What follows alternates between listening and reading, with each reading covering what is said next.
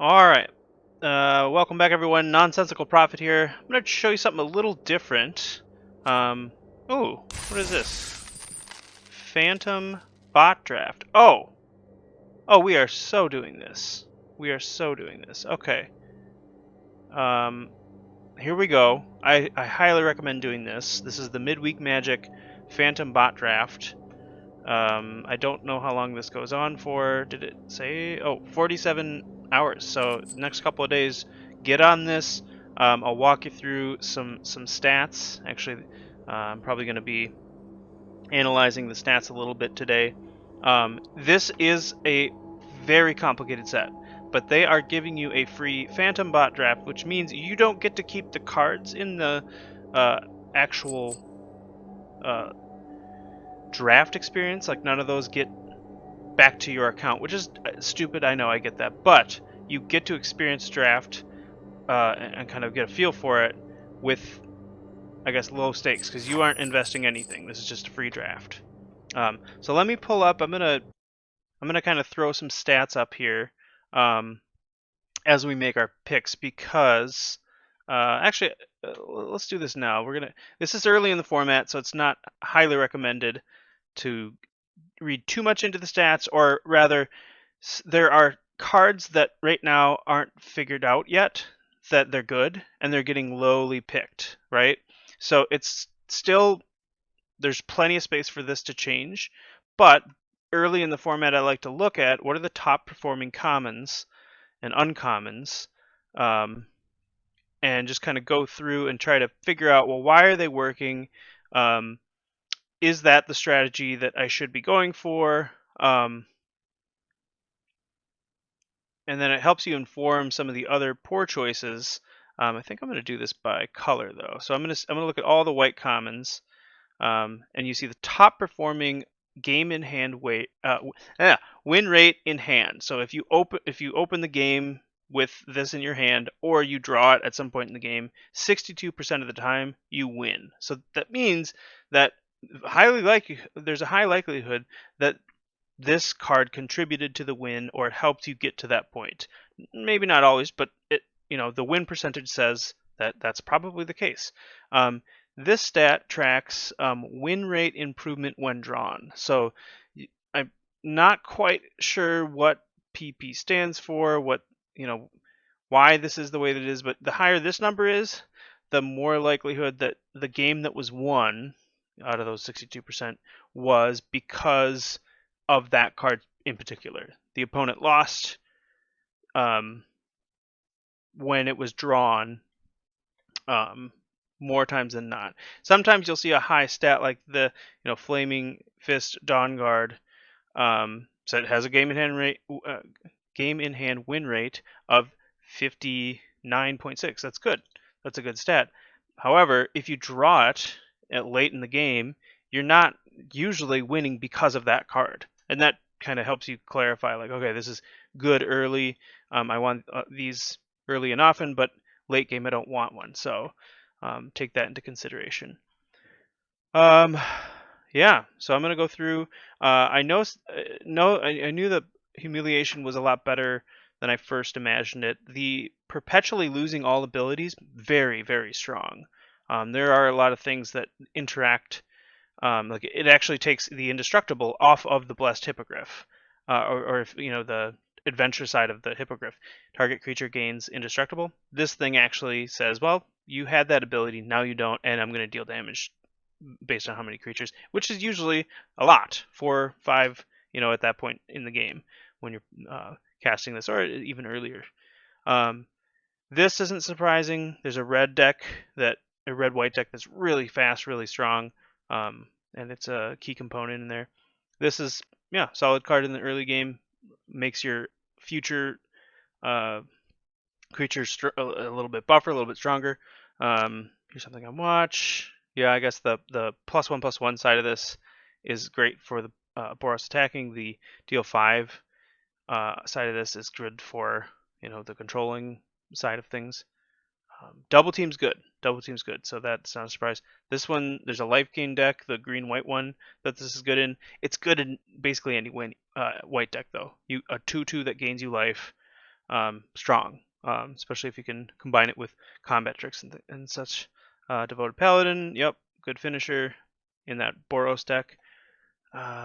This one I wasn't sure. Yeah, we're starting to get into the 56s, so it looks like this one is where it kind of drops off, and these are a little less powerful. You don't mind having them in your deck, but they're replaceable. Oh yeah, these are actively bad. This one surprises me. Oh, this one, yeah, 53. I've had this card do a number of work on me. Man, that's not surprising. Yeah. Okay, so that's white. Let's go through blue. Uncommons. Yep, I kind of figured that, but look at how low blue is. Like right off the bat, there's no 60s in here. The commons in blue are weak, and that is a sign, in the format at least, that either blue hasn't been figured out yet, or yeah, these are bad. I'm not going to spend a lot of time on that. And then the black, yeah. Anyway, sorry, all over the place. Blue. It's a sign that blue is either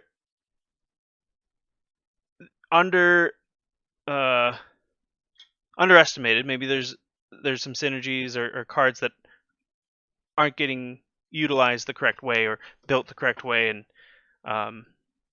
that's a little less common if all of the stats are saying that. But what that tells me is blue probably relies on you opening a rare. If you have a rare or a mythic rare that is really powerful, and there are a few in blue, then it's not worth getting into blue unless you're already getting those cards. So don't actively seek out blue.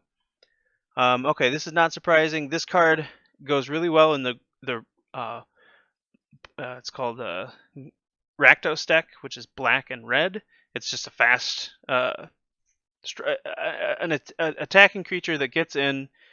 People don't want to block it that often, and if they do end up blocking it, which they sometimes have to, or just make the decision to, you get a card. So you already have affected the board. It has Death Touch. It will kill that creature, and you get a card back. So it's a very versatile early game. Like you just want to play it on turn 2 in any game, because it's almost two free damage for a while. A lot of opponents don't want to give the card away, because it's 2-for-1 in a lot of cases. Shambling Gas, not surprising. Both abilities are powerful. To make something get -1/-1 means it trades up to a 2/2 pretty easily, or anything with 2 toughness.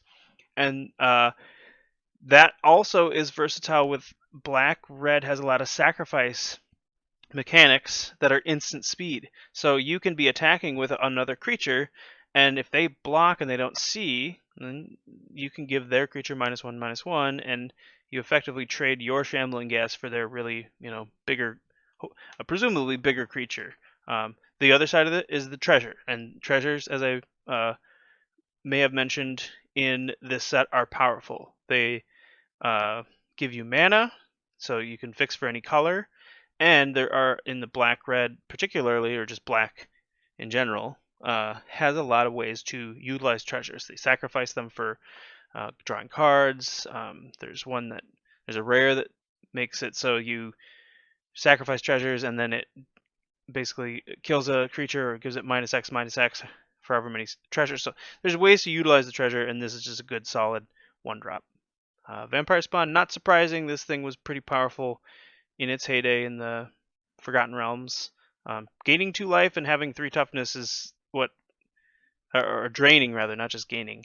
The 2 life loss is actually the more relevant part. The life gain's great too, but nugging your opponent for 2 and having a decent body in play is good. Who'd have thought? Grim Bounty, not surprising. Kills a major threat and then gives you a treasure token, which I already mentioned. Those are good. Sepulchre Ghoul. This one, actually, they improved it. The little A next to the name means that they modified the card digitally, which is controversial, and this whole entire set is a bit of a controversy in the Magic community. I also am not a huge fan. Just being honest here. I think it's fine to make modifications post, you know, release, like when you release cards and you find out like, oh, these things that we baked into the game, hey, they kind of change it. But it kind of gives me the feeling of like Spielberg, uh, George Lucas kind of era films, and I guess like George Lucas modifying Star Wars and saying, uh, well, I gotta change it to how I envisioned it. And it's like, no, the works of art, like you made the cards, deal with the consequences. Don't change it. Like just let it ride. Certainly, adjusting the formats is a good thing. I think that's ban cards that are making it oppressive for people to be creative with deck building. I agree with that, but come on, we don't need these weird interactions and weird cards that require changing so that you can experiment with how you envision it. Like, just let it play. Anyway, long-winded, ranty. Ghoul, good card. You sacrifice things for free. You only get to do it once a turn, but hey, that's usually enough. You can sack the gas and many other things, and acts as a decent attacker, decent blocker. Deadly Dispute makes treasure, sacks things, good. Sewer Plague. This card goes in basically any black deck. It's almost always it kills almost anything in the format. There are a few things, and I guess a few combat tricks or a few ways hexproof cards that can get around this. But in general, you can almost always count this as I can kill their giant threat eventually. Armor of Shadows, yeah, I've been pretty up on this card. It's been powerful when I've used it to have 1 mana open and be able to save your thing from a threat or a spell the opponent, sometimes it's a blowout. They think they're going to be able to kill your thing. You give it indestructible, and then you get to block another thing. Like I ate a spell and a creature. Great. For just this 1 mana. Chandel Devil, I haven't used this one as much. I guess the sacrifice thing is relevant in black-red. Yeah, I haven't used it a whole lot. Horde Robber, yeah, now we're getting into the 56s. So these are, again, those cards that's like, they're okay. They don't always perform well. I think some of it's a product of people trying them in decks that they probably shouldn't be in. Summon Undead. I like this card in certain decks. Yeah, this is certain to be. This is the crummy black cards. Yeah, not surprising. Okay, let's look at red. I'm going to try to speed this up a little bit. Not surprising at all. This card is a house. The 3 toughness is what sets this thing apart. You will often be able to attack. If you're on the play especially, you'll often be able to attack on turn 3 and get the value right away. And on top of that, a lot of times the opponent is not incentivized to block. Like they almost can't because they probably played a 2 mana spell and it's got 2 toughness, and they don't want to trade their card for your turn. Like that's bad for them. Now they're down a card, and you still have a creature in play. So it's just a good card. It doesn't fit every deck. That is, you have to be careful. It's not just, oh, I'm in red, I should pick this card. This is the red white Boros fast aggro deck. You want that.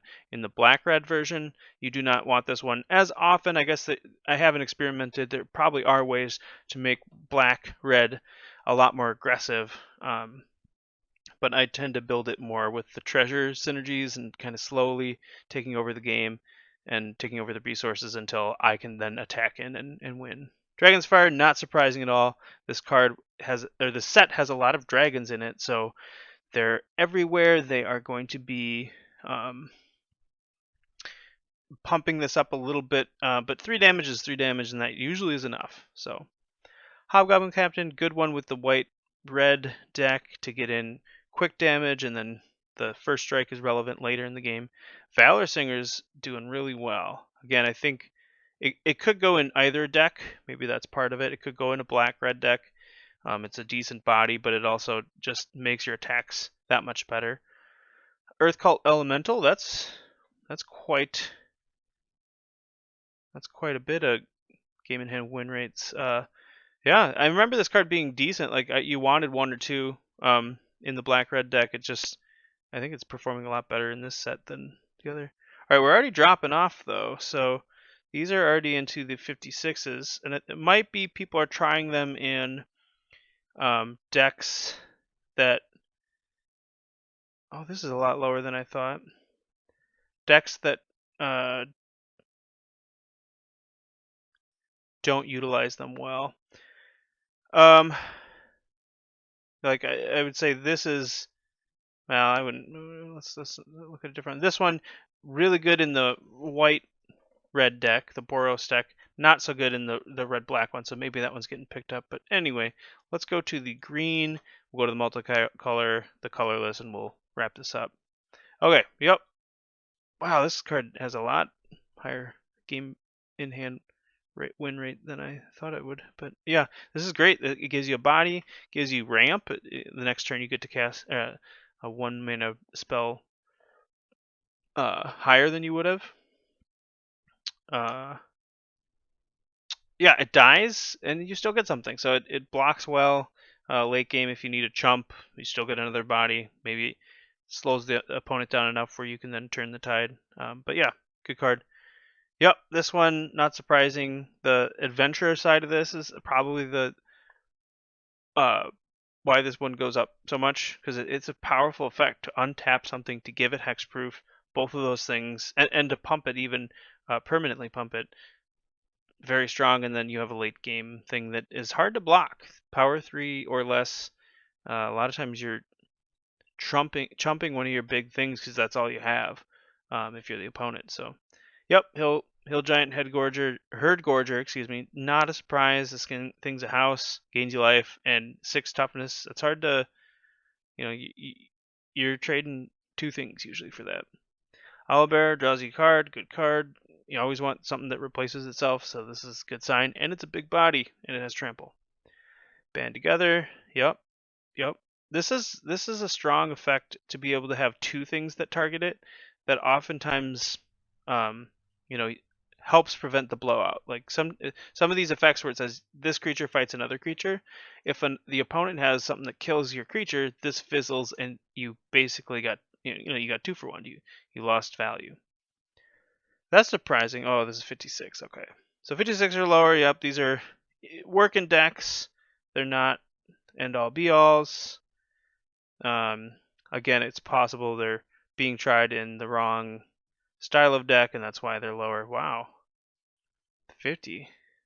I guess I've seen this card do really well. I guess red-black is the place that it is. Okay, there's no commons. That's right. In multicolor. Colorless. Yep. Iron Golem. Whoa! Oh, that's a lot higher than I thought. Is this not? Huh. I guess this could be a slight anomaly, but 5/3 Vigilance has to attack or block. I wouldn't expect it to be so high, but Pilgrim's Eye, not a surprise. This thing essentially replaces itself. It's a specific replacement, but that still fills your hand with something and helps with fixing and whatnot. Prophetic Prism, it replaces itself. Oh, this is low win rate. Okay. Spike Pit Trap, I guess avoid that one for removal, but sometimes that's all you can find. I guess that's somewhat not surprising, but anyway, it's also a good idea to go through uncommons, but I'm gonna jump into the draft. This is a little long, and I want to get you a feel for the set. And this is nice that it's a quick draft because the bots do not care about the speed at which you draft. So we have all the time in the world to make our pick here. Okay, so right off the bat, we see a Trelisara, the Moon Dancer. I think that's enough for me to want to try to get into the white green life gain deck. By the way, if you haven't looked at the start of your draft, there's a description on the left that shows the different synergies. It doesn't do a great job of describing them fully, but you kind of get a sense for, okay, well, this is what it's supposed to be doing. This is the life gain one, and you want cards like this that benefit from the life gain mixed with cards that gain you life. There's a lot of incidental life gain that you can get, but this is great pickup to start with.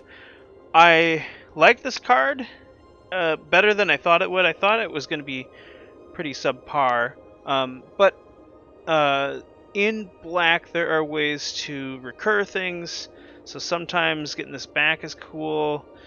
Black white has some flicker stuff, so you can flicker this and get another card. So I would totally pick this on a any given day over this. I think I'm just today feeling like trying the life gain synergy. I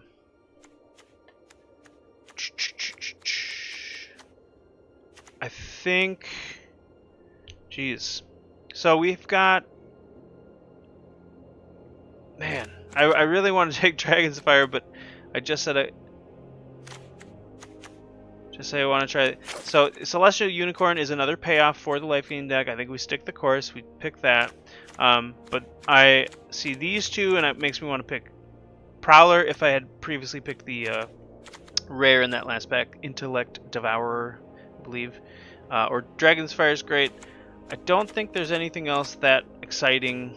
I don't remember what this one win rate. I guess the Hexproof is kind of cool. It might be one of the higher up ones. This is bad, I believe. Milling yourself twice every time and only dealing one, that doesn't really add up. You need other things that finish the game than this. This is card advantage, but it's slow and it's a little dangerous. So okay, we've got two of the payoffs. Now we need to start looking for bombs in our colors, things that gain life. Probably Portable Hole here. I'm sad to pass a Grim Bounty. I'm sad that the black cards that I didn't start with the black, because this would have been a solid start, but I think we stay the course.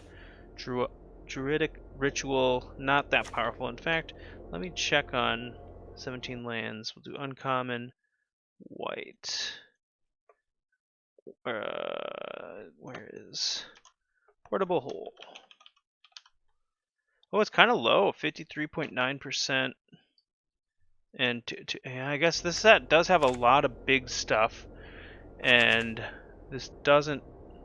Oof. I think I'll try it though. Seems okay.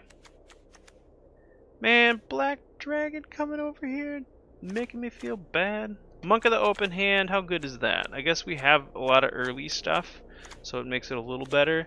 Black Dragon, I guess we're not married to white, green quite, except I did want to do stick with that. Then there's Ranger Squadron. Double Team is good. Anything that, gets you another, not just draws you a card, this gives you a specific, you're going to get the exact same thing. I'm going to look up, I forgot what the Ranger Squadron, 54.9, yeah. So that would be fine in here. 56 for the Rescuer, Flaming Fist, 53. Oh, okay, this is a lot lower than I thought. What's the Guardian? Pegasus Guardian's 58. Oh. Alright. Yeah, this would go fine. Like, blinking something for 2 is decent, and then the effect that... I remember I made a cool black-white deck that utilized the horses that you could make. You could turn them into cards, basically. Draw cards. And then you get another one because it left the battlefield because you had to sacrifice it. That's not this deck, let me be clear, but, might be something. Green has been very dry. I think maybe next pack we're going to see a little bit more, but oof. Soldiers of the Watch is double team. I think that's actually the pick here, although it might... Okay. Nothing gives us lifelink yet. Unicorn is another payoff, and I think that kind of solidifies that we're in a decent enough strategy. Yeah, I'll take a Meteor Golem over Valiant Farewell. Oh, my apologies. That's actually hard. Meteor Golem's win rate's 57. This is 59. Yeah, this is a better card. especially in our colors. 7 mana for both of these effects are fine. Like, being able to kill something's great, but I do actually think that I'm going to take the big old dragon. Alright, Inspiring Bard is a life gain source that we're not ashamed to play. Both of those are fine. In fact, this might actually be a replaceable pickup here, but the life gain, we kind of need to start getting some sources, and it gains us life. Okay, Shepherd, that's a continuous one. What we're going to want to look for are ways to protect this. I guess the Guardian can flicker it. You're ambushed on a road. I don't remember that one being particularly good. Yeah, it's okay. I'm gonna put it in the sideboard for now. And ooh, all right. I don't mind having one. Not gonna play that. Monk of the Open Hand. I think I only want one. Oh no. Well, you know, okay. It's a Phantom Draft. I don't actually keep this card, so I have to remember that. Like that's, I would want it if I knew I could cast it on turn 6 consistently. I would slam dunk grab this. In green white, the build I have so far is not leaning in that direction, so I think it's responsible to not take it. We just took Dread Linorm, so the Muralists I think maybe is the pick over Inspiring Bard. Basilisk, I don't remember how that one performs. Muralist is, yeah, 61 win percent. Yeah, this card's good. Like, it a lot of times draws you a card. We do need more than one dragon for me to feel good about it, and I'm kind of wondering if this one's going to even make the cut. But yeah, we'll take the Muralist. I want to just check the Basilisk.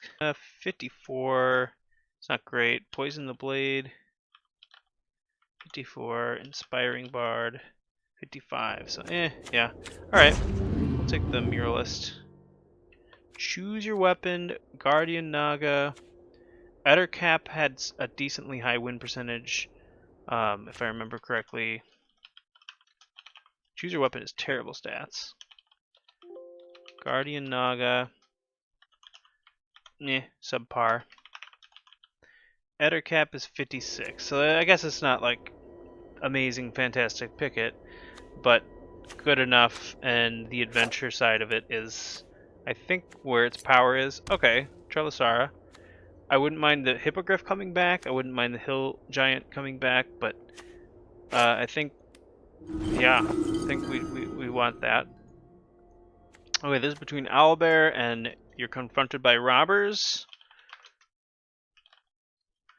Confronted by robbers has, oh, this is a toss-up.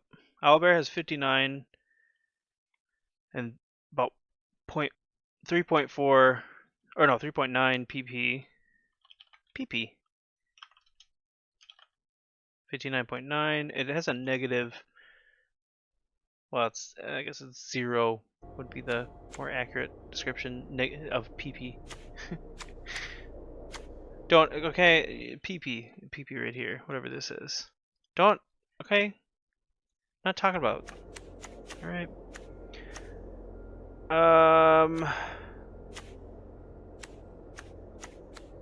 Yeah, I don't know.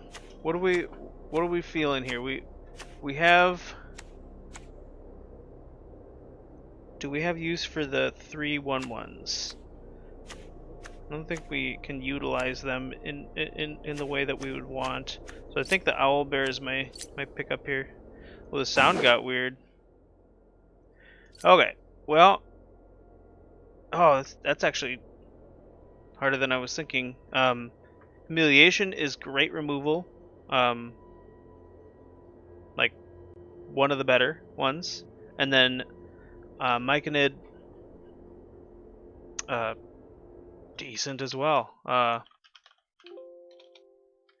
61 on the Myconid, 61 on the Humiliation. I think I'm gonna actually take the Myconid here.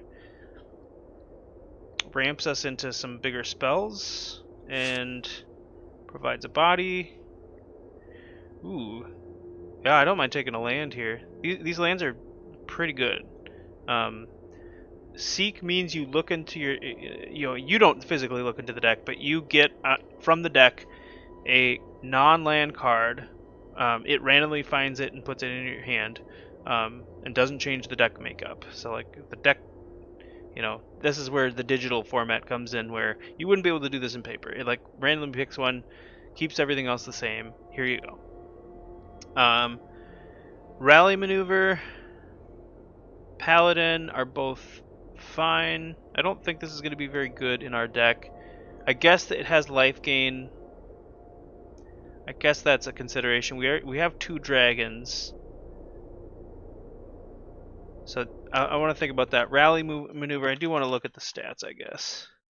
54, okay. I thought it was a decent combat trick. And Nurture actually has a little bit better stats. Alright, I'm convinced. We'll take it. Alright, Steadfast Unicorn is not welcome in our deck. Is it? I guess I could. Let me think about this. Yeah, I guess I don't mind having that. You hear something on watch. Also very powerful. That's a tricky one. What's my creature count? 15? Yeah, I guess we already have our 1-drop slot kind of filled. Let's take you hear something on watch. Okay, I guess we take the Bard here. Poison the Blade I guess would have been better with that 4-mana spell that created 3 1/1s, because you could just chump, but also you get a card back. Basilisk, we don't really have any fight effects or anything like that, so it's a little weak. Inspiring Bard, we kind of need a little bit more life gain help here. I'm not going to play that. Alright, that's fantastic. We want to wheel this. Alright, the bots don't know that this card is amazing. They should have scooped that up. Take that. Poison the Blade. Hope to not have to play it. Null Hunter, not really a Null Hunter deck. Okay.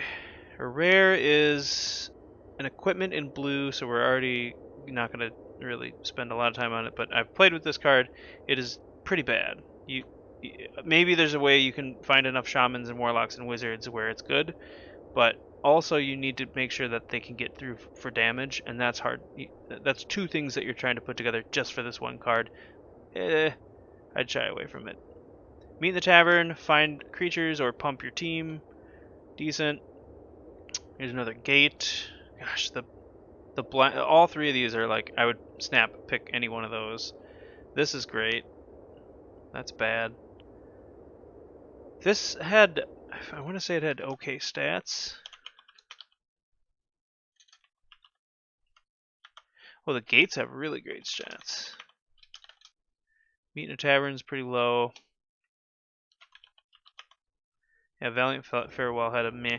Yeah, let's take the land. These things are cool. Oh, there we go. That's what we're looking for. Steadfast Paladin or Innkeeper.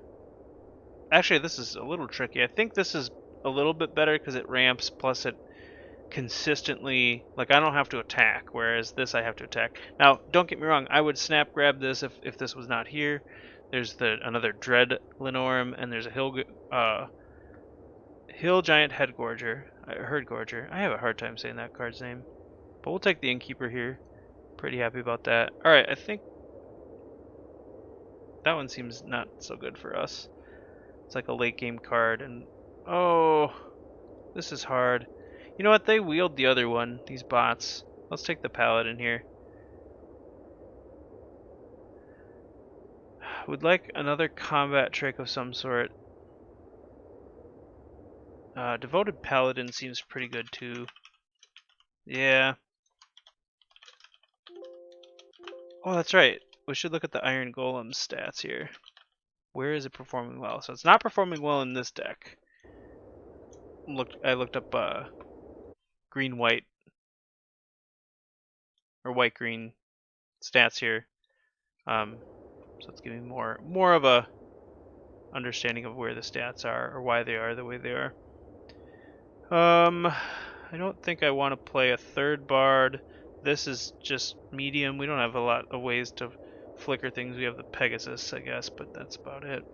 Here's something on watch. I guess it is the most powerful card here, and we probably just take that. But follow the tracks, finds you a gate, ramps you. It creates one out of thin air, so it doesn't thin your deck at all. So this, I guess, is kind of weaker than just straight ramp. But let's take you here something on watch, and ooh, this can gain you life. The green side gains you life. Why does it keep skipping? Destroy. Do one target artifact enchantment. Put a 1/1 counter on each of up to 2 other creatures. So this one doesn't gain life or create life gain synergies or anything, but the green one does. There's also humiliation. There's also steadfast paladin. That's actually, and a giant. Jeez. I think I want to play with this card. I want it to be good. Yeah, it looks like the stats support that. Steadfast Paladin, just a smidge lower.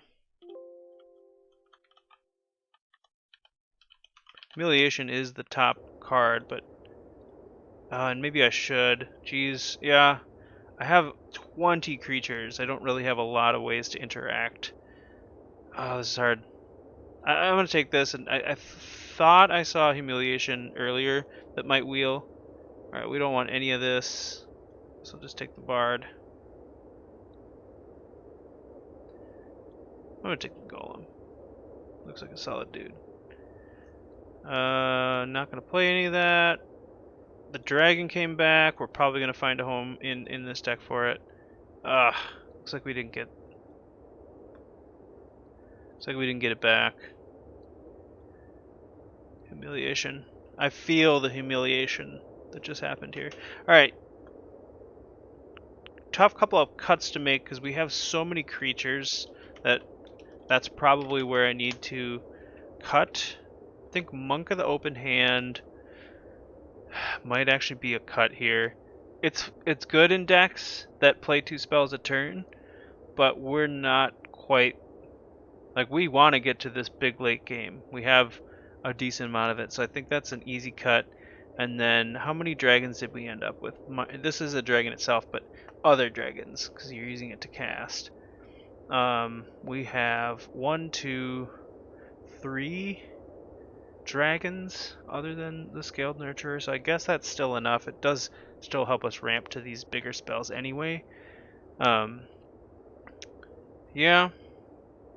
We didn't quite get there on the removal piece, though. That we're kind of relying on our creatures getting bigger and better than the opponents. I guess there's an argument to find you're ambushed on the road, or poison the blade to find a home for them, or even choose your weapon. I think I might actually be convinced to cut a creature for one of those. Let's see what this looks like. Let's cut out... I just argued for that Nurturer, but maybe that's the cut.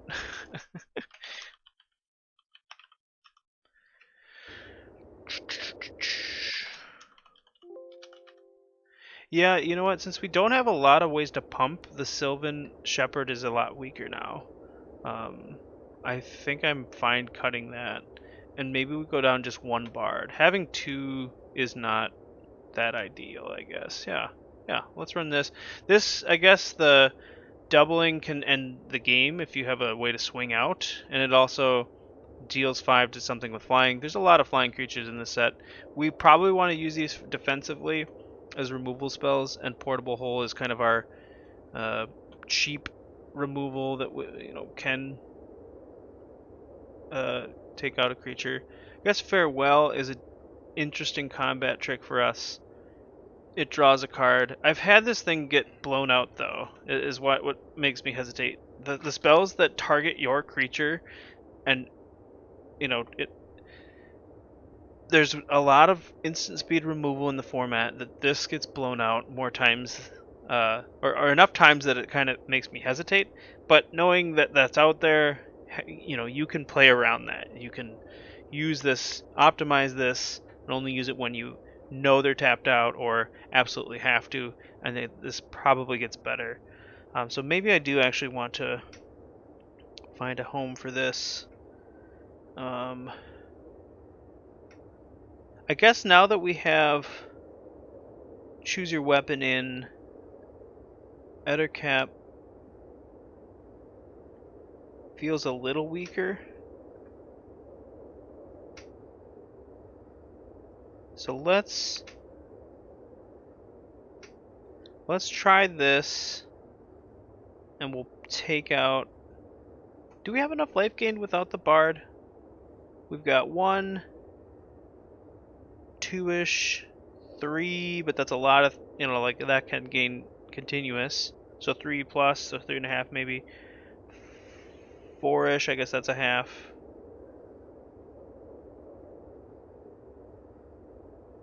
This, we're not counting that. 5. I guess that is reason to keep it in. That's not that much. Maybe Devoted Paladin is not as strong in this build. I don't know. I feel like destroying something with flying, having 2 ways to do that is kind of important. What's the cut? Yeah, let's cut the Paladin. I guess it's between Paladin and maybe Owlbear. I don't know. Alright, let's run it. Let's see how it does. Looks like I don't have sound. Oh, that's the other thing. You get to keep playing this thing until you get 3 wins. And actually, you can continuously play it, so you could just sit and get good. Whoo-wee! I like this idea. It's good for early, or people learning to draft. All right, this is a very bad hand that we are going to mulligan. This is not good unless you have creatures to bounce or flicker. This is like right now a defensive card. We're trying to like kill something because we don't have any creatures early. This does nothing, and this is not going to happen. So, yeah. Oh, this isn't a whole lot better. I think we get rid of choose your weapon and cross the fingers here. All right, if we can draw a green source right now. Oh no, and we kind of have to. Well, all right. We just need any land, and we can start growing our unicorn. You know how I like to grow my unicorn. You know, get it strong. Teach it how to run around. All right, they're gonna give it unblockable. Okay. That was the green source that we kind of needed, so fuck you. Alright. Alright. Guess we'll just wait our turn. Alright, if we draw an untapped land... Okay, so they're trying to just do the thing. Oh yeah, this destroys the enchantment. Or the artifact here. That's kind of nice. Quit hitting our lands, buddy! Bridle. Alright, I think this is worth trying. We get the innkeeper down. We're gonna try this. It's possible they have the counterspell. If not, we're getting frisky. They do. Alright, opponent's playing the game. Opponent's playing a game of Magic and countering our stuff. This obnoxious card. Look at this card. Look at how obnoxious it is. Yeah. Get in, do your thing.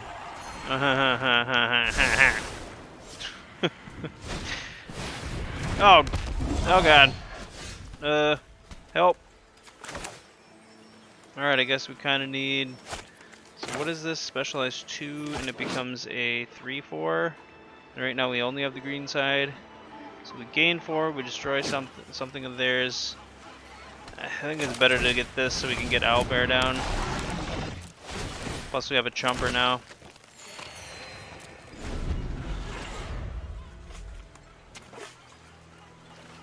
Now he's gonna equip up.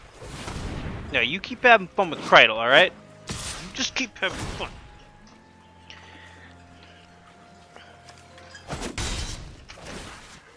They get to keep scrying, doing their thing. I want my Trelisara so I can start doing that, buddy. Oh no, they can start jumping the Frost Giant. And getting in for a bunch. Okay, they are down to 1 card. It is possible for us to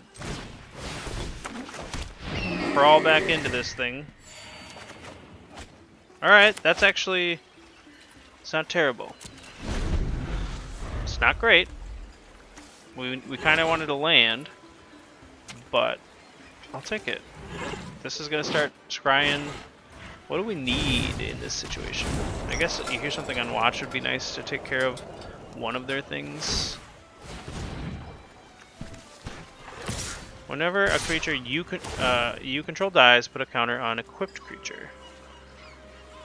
Yeah, you should pay for that.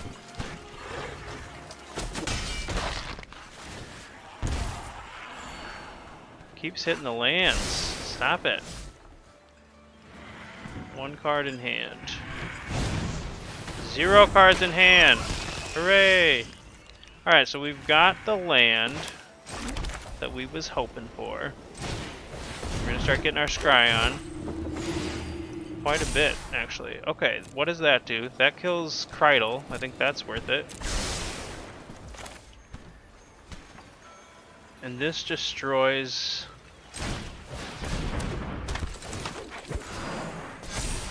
Yep, that's... still want that there.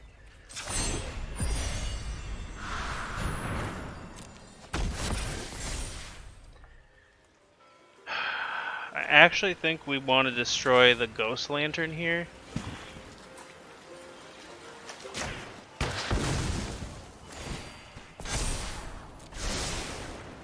Because we're going to start being able to get in with our dudes. And we're gaining enough life. Like, we're going to get rid of Kreidel with the portable hole. They can chip in with... Why didn't he attack here?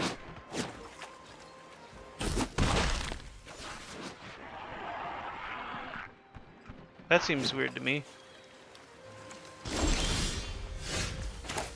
Oh, we'll do this first.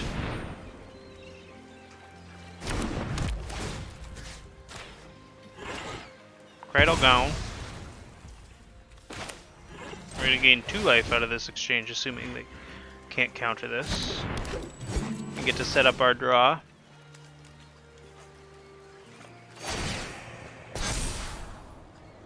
Okay, that is very interesting. Actually, can we do better though? Like, what's better than that?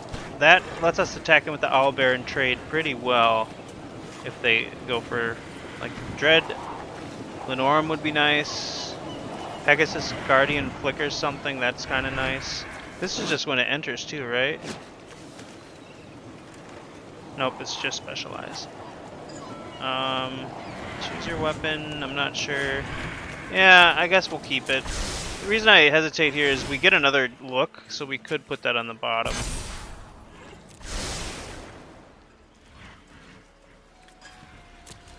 Alright, here we go, opponent. What you got?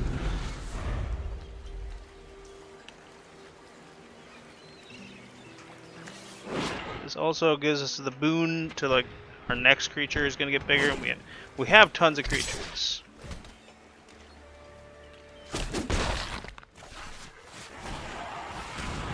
Okay, that's not scary.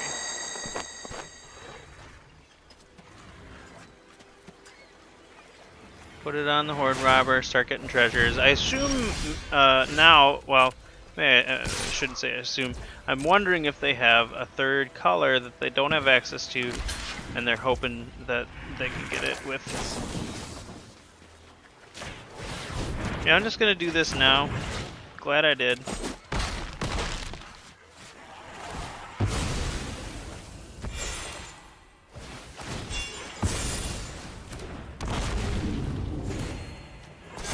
We want to just keep hitting creatures, keep hitting creatures, keep hitting creatures, because every time we do, we get to scry and fix the top, make Trelasara bigger. That's how we win this game. Overload the board.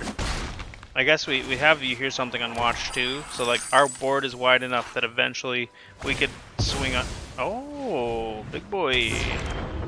Big boy. Well, I guess the logical thing here is we get him for 6.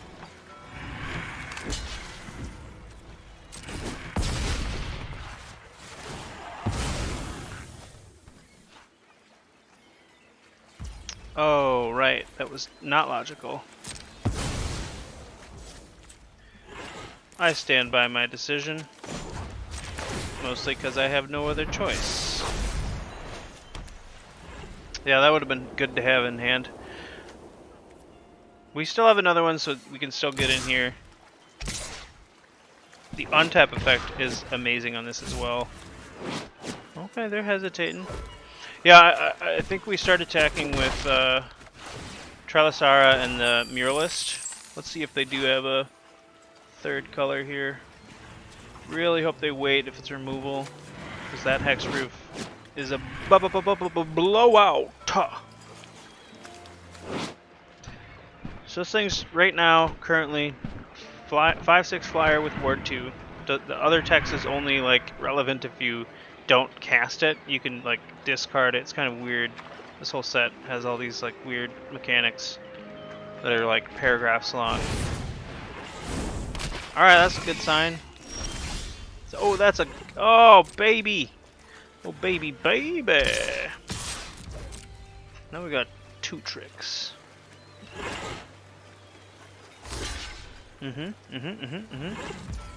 This gives it 2 counters, so this survives.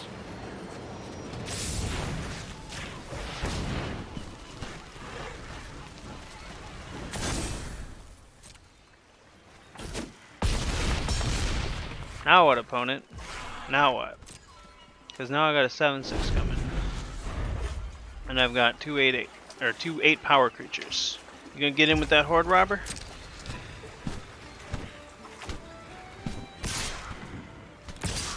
Yeah, do it. Get it. Get that treasure. Make that money. Make that money. Horde Robber making that money. Okay. What else you got? You got 3 blockers. I've got 1, 2, 3. Oh, baby, double. Double. 1, 2, 3, 4, 5, 6, 7. 3 blockers. They're gonna block here, here, and here. That's 3, 4, 5, 6, 7. Double pump is a kill. They have 1 card in hand. It's a little scary, but I think I'm ready to pull the trigger. This is...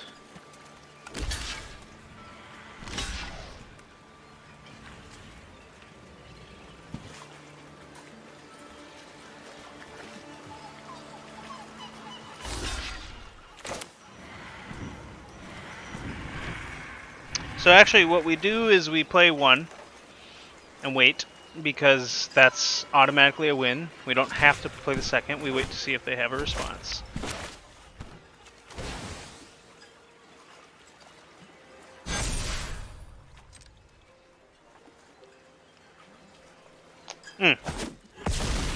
Feels good, cause it is good.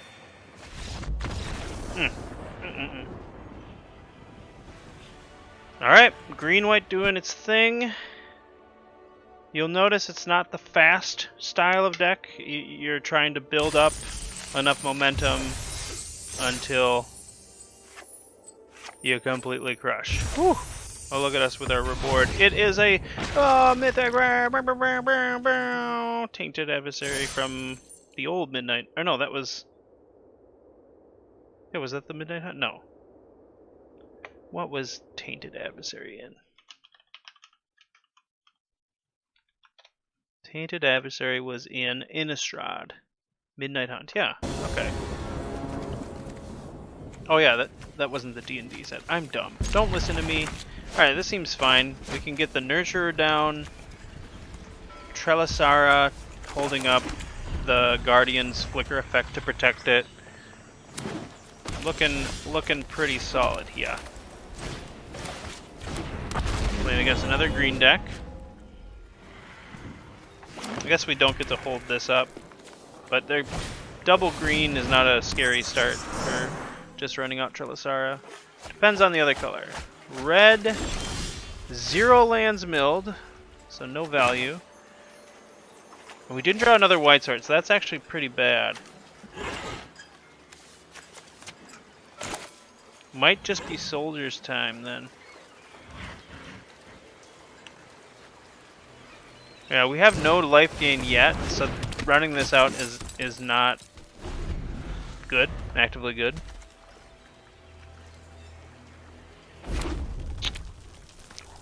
Red's a little scary.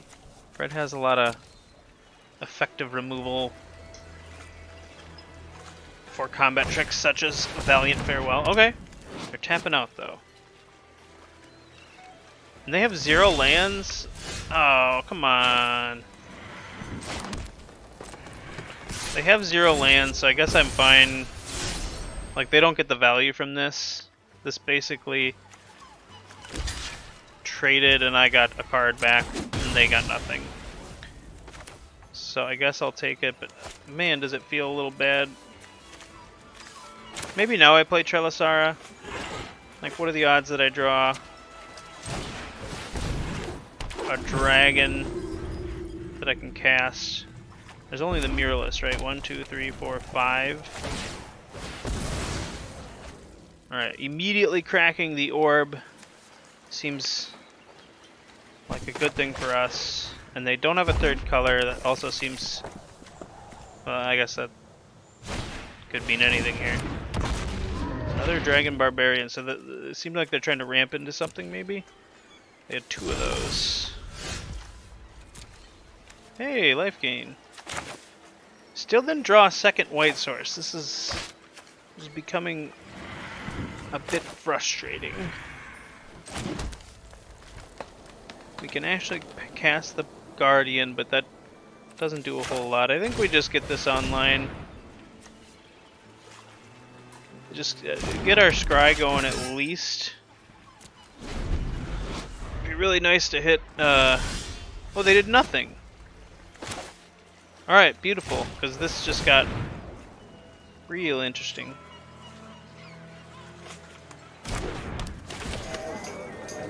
Because now they have to deal with 2 things that gain life if they don't want me to start popping off. And we hit another white source essentially, so this is gangbusters here. Alright, they don't have anything with flying. So it doesn't do anything now. I guess it's... They probably have dragons, let's be honest. This set is all about dragons. Do I attack with the Paladin? I think so. We have the Innkeeper to start gaining life. We can Valiant for... Oh yeah, baby. Another Scry, just with the Doctor. Or yes, please. Yes, please. Innkeeper's such a good card with Trelisara. Okay, there's the Butcher. Thracus the Butcher. Blah, blah, blah, blah, blah. That's what he looks like. He would cackle. Alright. This sacrifice the barbarian effect is being held up, or they're getting priority for that probably. But we got Muralist coming down, which gains us 2 life. Now, I did learn something about this card. If you try to just tap this, it won't actively try to tap this thing. It's trying. It thinks it's helping you because, you know, primarily you want to keep blockers back first, then tap if you have to, if you have a mana dork. But in this case, I want the Scry that it offers. And the +1/+1 counter, like, I want those things I'm gonna gain another life. Get another bit of scry on. And then I think we can do this now. Like they might block here. I don't think there's a 1-mana spell in green that I would be worried about. Alright. Chomp, I get to look a little deeper. We don't need the plains at this point, although eventually we might, because this is temporary. Although, yeah, we're kind of down to just big green cards at this point. Okay. So they're rocking the Nurturer too. Yeah, this is great. Now we can start attacking in with the Muralist and the Moon Dancer. I might not, it depends on what they play, how much mana they have open. I might not attack with the Moon Dancer. Might just attack with the Muralist and the Paladin. This trick is it's pretty decent with what I've got going, because eventually having a 4/3 flyer that gets you potential future value is nice. You can actually utilize the treasures very nicely with this.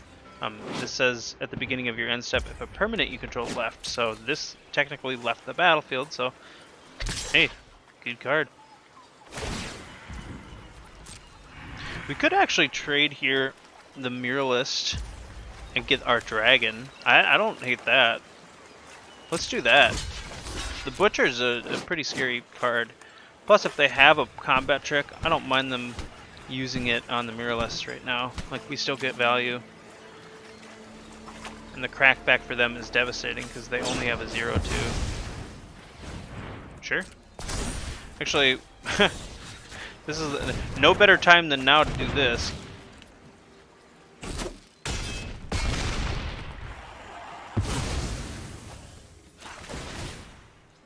Yes, I would love to look. Okay. Alright, that's how you do it. This is how we do it. Alright. Sorry about that. Claim the prize, which is a ledger shredder. He does not like ledges. He shreds them. Alright, let's see if we can get the clean 3-0.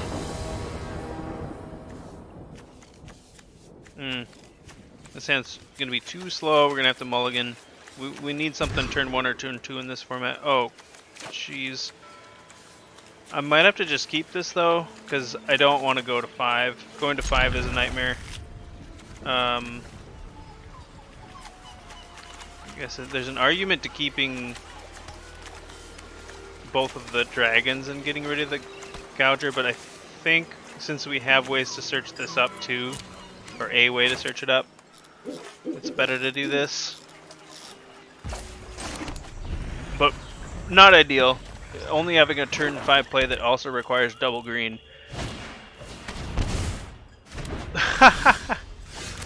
Alright, well that's actually a start. This card's like, I don't know if you know what Duress is. Duress is a card that you look at the opponent's hand, you can take a non-creature card, non-creature, non-land card from their hand and make them discard it. This says, well, you don't get to see their hand except if they have non-creature, non-land cards. You get to see those, and you can choose one to discard. If you can't, you get to draw a card. So it's actually a pretty balanced card in that sense. We actually really drew well. We drew like absolute mad lads here. Alright, we have our life gain stuff. We just need to get a Unicorn or a Trelasara. This is going to hurt a little bit because they're going to be able to attack in. And I don't really want to block, to be honest. I want to be able to hold up the scale deflection, because black and red have too many tricks.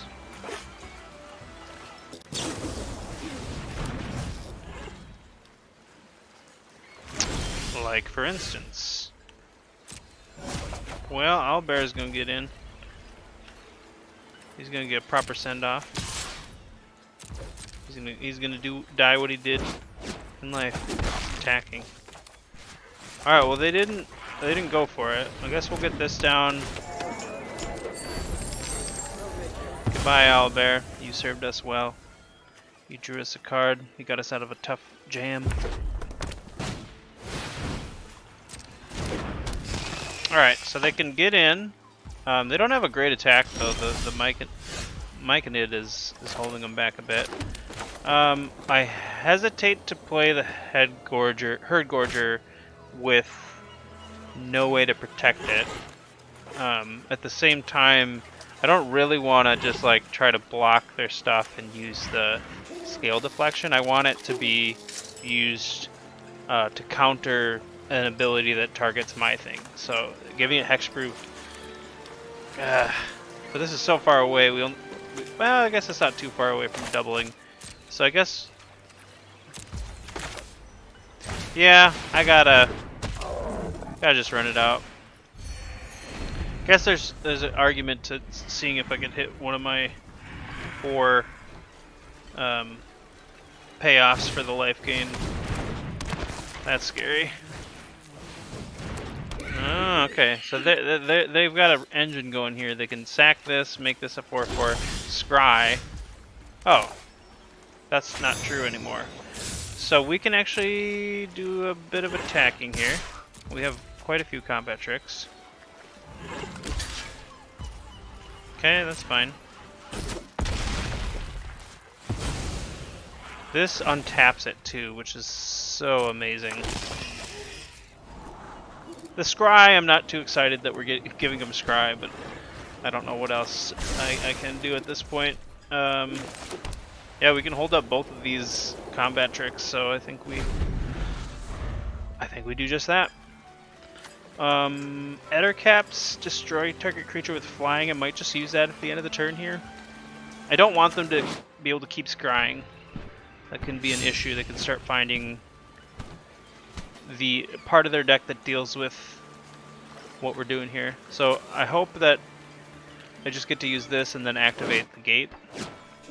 Basically draw a card. Not just any card. A card that is going to be action. Give me some sort of action, because it's non-land card. Yeah, I've come up on these gates quite a bit since I first saw the set. It is it's slow, because you usually aren't using it on turn 5. Or turn 4, rather. You could play this on turn 1 and be able to do that. Okay. Easy. Easy. Linorm counter. Easiest Linorm counter of my life. Clean 3-0. That's how you do it. That's the first time I got to draft the life gain deck, actually.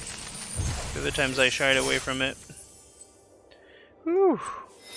Alright, we get a mysterious cosmetic. Ooh, Lazelle's Acrobatics. Exile all non-land creatures you control, then roll a d20. Return. So if you roll a 1 through 9, you return those cards to the battlefield under the owner's control at the beginning of the next end step. Okay. So just a mass flicker effect. Non-token creatures is a nice touch. Return those cards to the battlefield under their owner's control. This is the 10 through 20. And then exile them again. Return those cards to the battlefield under the owner's control at the beginning of the next end step. Okay, so it basically gives everything a double flicker. So that seems like a very specific deck. I don't think it would have been as good in our deck, but cool.